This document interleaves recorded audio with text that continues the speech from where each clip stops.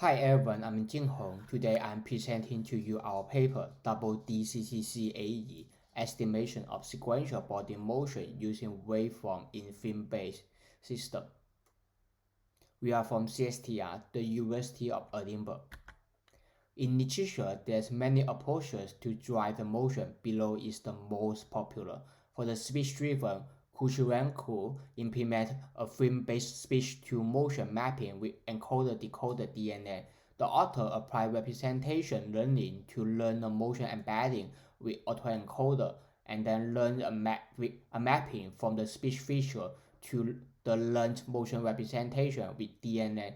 The synthesized motion was generated by converting the predicted embedding through the decoder. For the text-driven, you found that the natural language was useful to predict a film-by-film pose with GRU autoencoder. The author first converted the speech text to word embedding as input to the encoder. The encoder captured speech context, and the result was transmitted to the decoder. The decoder then focused on the specific word instead of whole text with a soft attention mechanism when it generated pose. For the motion-driven, Ghost proposed a system that generates body motion with a deep AlltheSmooth and a denoising autoencoder. The denoising autoencoder was trained to reconstruct the body motion from a dropout body motion in film-based. The AlltheSmooth was used to predict the body pose from a given pose.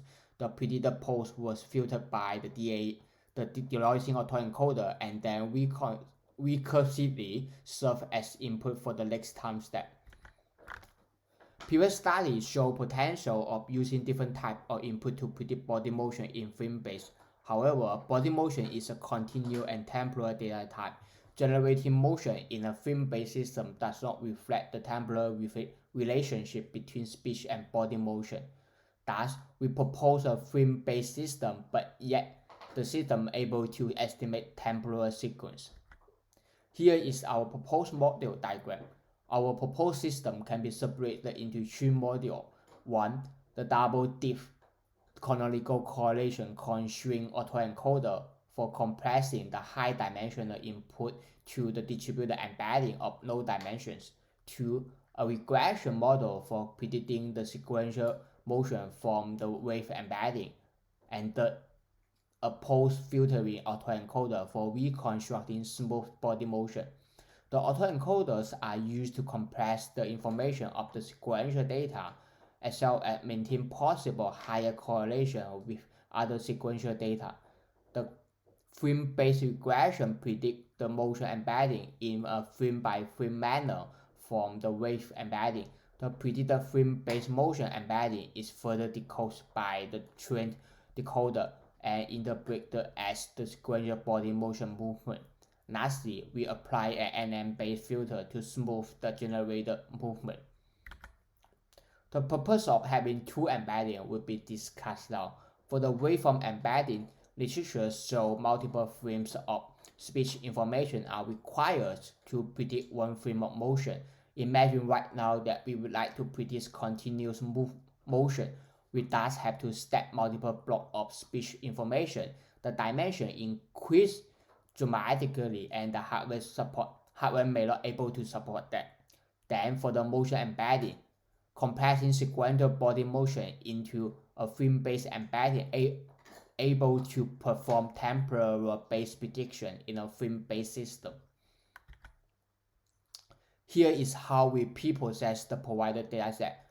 For the audio, the original frequency was 44K. We downsample to 4K and we extract the rough waveform in a 500 dim. And for the MFCC, there's 39 dim with delta and delta feature extracted with OpenSmooth. The time window is 0.1 and there's an overlapping 0.05 second. And for the body motion, original is 65 joy, and as requested from the challenge, we extract the 45 joy, which is only the upper body for the estimation. In the experiment section, we carry out 3 experiments to evaluate our proposed feature and model. Here we have done analysis of comparing the CCA when stacking multiple speech information and motion data. As we can clearly see that waveform had dropped dramatically in stacking, MFCC quite stable, which is between 0.4 and 0.5, and our proposed embedding is the highest. Based on the analysis, we select MFCC and our proposed feature to build the regression model. We tried different number of input and output frame to compare the effective of the feature in predicting sequential motion. Table 2 show that comparison of different systems, whereas the quality of predicted body motion was evaluated in terms of mean square error and local CCA with the ground truth. Our model Double-DCCCAE has the second higher MSC and lower CCA in the trained set, but achieves the higher CCA in the valid set, and MSC mean square error is similar among the four models for the valid set. This indicates that our proposed model outperforms MSCC 1-to-1 model and suggests that has the potential to perform better if the generalization of the model is better. And then lastly, we have analysis of post-processing filter. We build a filter-based denoising autoencoder. We try different frame number 30, 50, 70 and frame dimension 45, 135. In this experiment, 135 dimension refer to 45 dimension of upper polyjoy with delta and delta delta feature. We also explore the training model on the ground truth and the ground truth data plus the Gaussian noise of standard deviation 0.1, and the drop weight was set to 0.1 in the training for both. And we select the best model based on the lowest average of MSC on the validation set, and the self-subjective evaluation. And table 2 show that the model with the 30 frame number and 45 frame dimension obtain the best result. Here is the visualize of the body motion from the file system.